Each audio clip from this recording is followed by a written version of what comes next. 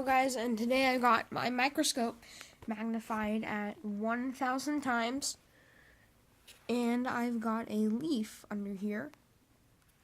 So this video is going to be about plant cells, and I might show you some cells of the Nepenthes too, so let's go look at some cells. So you can see inside of this microscope, you need to turn it off. You can see the cells. I'm just going to focus you guys in. This might be a bit better to see the cells with onion skin, as this is a living, growing leaf. Okay, but there we go. You can see each one of those little bumps on the leaf is a cell. You can even make out some of the parts of the cell, which are the cell wall. And you can probably make out the nucleus of the cell. So now we're going to get a wet piece of onion skin. When you wet a piece of onion skin, what happens is the cells just start to get back in action. They start growing again. So the cells loosen up and they're a lot easier to see. So I'm just going to try to get a piece of onion skin and try to not have it bend all over the place. There we go. So, why are plant cells different from animal cells? Well, plant cells are different from animal cells because animals don't have a cell wall to their cells. And that would be pretty weird because technically by science, we'd be considered animals. And our cells have a thin cell membrane which protects us. There we go. You can probably see the cells a lot better now. Even make out some parts of the cell.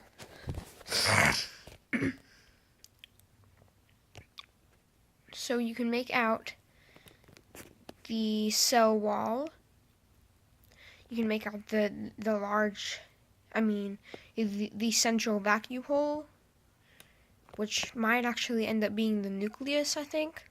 But anyway, let me get this at 50 times magnification.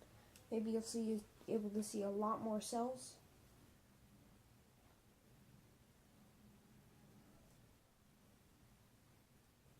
Wait, actually, I don't know if this is 50 magnifications. Well, this microscope has 200 magnification. So I don't really know how this works. Maybe I do, but I'm not sure. So now, if we get this thing in here. Gosh, this is really hard to do. Like, you won't imagine the struggle I'm having right now. So there we go. You can see a lot more of the cells of the plant. It looks like a solar eclipse. There we go. You can see cells. Let me know if you can see the cells. So you can see them, they're aligned in a straight line. You can see the cell wall separating each cell from each other. You can even make out some parts of the cell which are a bit of chloroplast, which would show up green.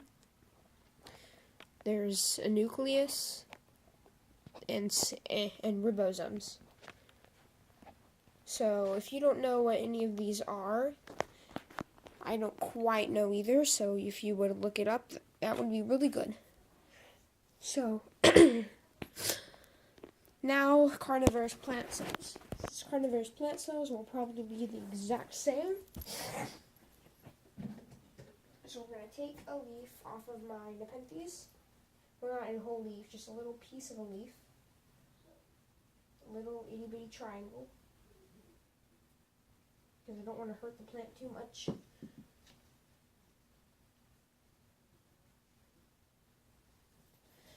almost done getting it. It's really hard to do. There, I got it. Okay, so now I'm going to put that under the microscope. Make sure that you guys can see it. So I'm going to pause this part. Alright, you can't really see it well with the bottom light on, so I turned the top LED on. So make sure you guys can see it. If I can see it, you can see it. I bet these cells aren't really different from all the other cells. It's just their leaves don't have as many pores inside of them. Okay, you can see, right?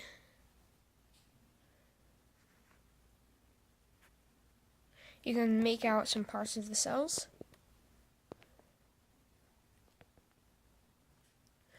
You can see how there's not as many pores in the Nepenthes cells. You can probably make out 1 or 2 pores of them. Now the pores will let in carbon dioxide, and sometimes even let in nutrients from the air. Now to a living plant specimen that I've got for you guys.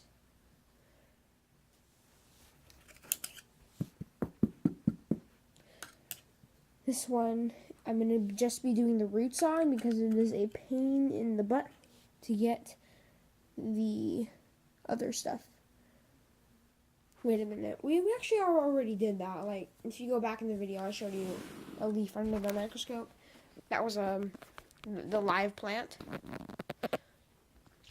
It was a seedling. It still had roots on it. So, if you thought that this video gave you a bit more with plant cells, let me know. So, goodbye.